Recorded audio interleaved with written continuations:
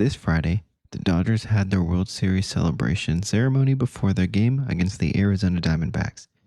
They had the banner coming down, the rings being handed out, and Clayton Kershaw throwing the first pitch before Saturday's game. But in the series, it wasn't as gung-ho as we were hoping it would be.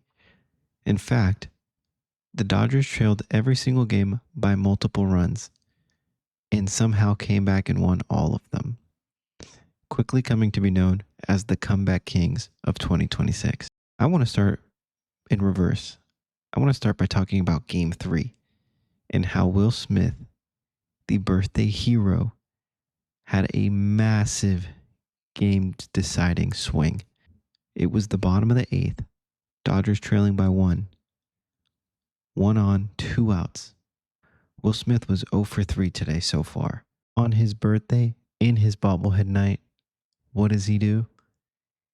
He hits the go-ahead game-winning home run, absolutely flipping the script from a 2-1 loss to a 3-2 win. Not only did Will Smith have that huge swing, he had a really great game at the plate. He saw 25 pitches and refused to swing at any of them that were outside the zone. That means the whole game he was waiting for his pitch, and he absolutely crushed it when he got it. Well, it looks like the $69 million investment into Edwin Díaz is already paying off. In both Game 2 and Game 3, he had a spectacular entrance with Tatiana Trumpet actually playing, and he came in and locked it down. I don't remember the last time we've had a pretty stress-free 9th inning, but these past 2 games have been nice. Knowing that Edwin's going to come in and lock it down has been really relieving as a fan, and it just makes us even more unstoppable. It seems like we haven't had a 9th inning guy like this since Kenley Jansen, and that was almost 10 years ago. Another big return on the Dodgers' investment from one of the free agents they signed this winter is Kyle Tucker.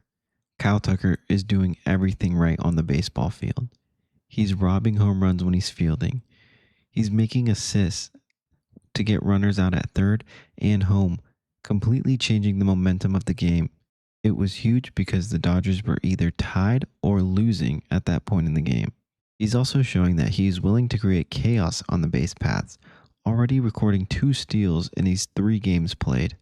Besides talking about what he's doing on the base paths and on the field when he's fielding, he is providing runs.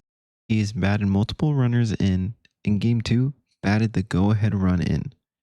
We don't win games 2 or 3 without Kyle Tucker. But while there are some highs, there are also not lows, but something to be aware of. And one thing is that Shohei seems to be cold right now. And that's okay, because we are still winning games. He has a really high on-base percentage because he's still managing to draw walks, which is perfectly fine, because once he can get on base, he can get on base for Kyle Tucker, who can then either hit him in or get on base for Mookie Betts. And another concern, if that's what we want to call this, was Emmett Sheehan's performance on Friday. Unfortunately, he only went 3 1/3 innings and seemed to be getting knocked around early.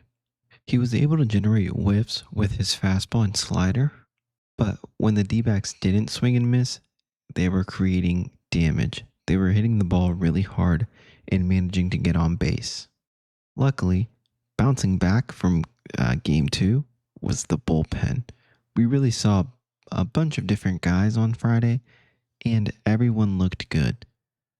One great thing I want to point out is Tanner Scott was able to get a clutch strikeout, something we didn't see much last year.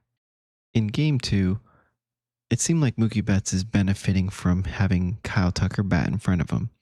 He was able to launch a clutch 3-run homer to extend the Dodgers' lead. And if you want to talk about Game 1, that was an absolute slugfest for the Dodgers. We were able to score 8 runs on the depleted D-backs bullpen. And overall, was a fun game to watch as a fan. All in all, the Dodgers showed great grit this series. They were able to bounce back from multiple run deficits and come back and win. That is something you like to see in a team early, especially when to many teams, people think these games don't matter but these games matter just as much as the ones at the end of the regular season. So it's nice to pile wins early while other teams are still getting adjusted to the start of the season. It seems like the Dodgers have clutch DNA in their genes right now. The only thing is, the starting pitching needs to stabilize a little bit. Game 1, Yamamoto had 6 strikeouts and looked great. He really was using his splitter a lot and it was working. He threw his splitter 31% of the time and was able to get 3 strikeouts from it. He may be a serious Cy Young contender this year. It was good to see the bullpen be locked down. It was good to see Yamamoto and Glasnow provide quality starts, and the lineup show length from hitters 1 through 9. I want to know what you guys think about the series and what your expectations are for the Dodgers this year. Thank you guys so much for watching, and be sure to subscribe and like if you enjoyed. Thank you.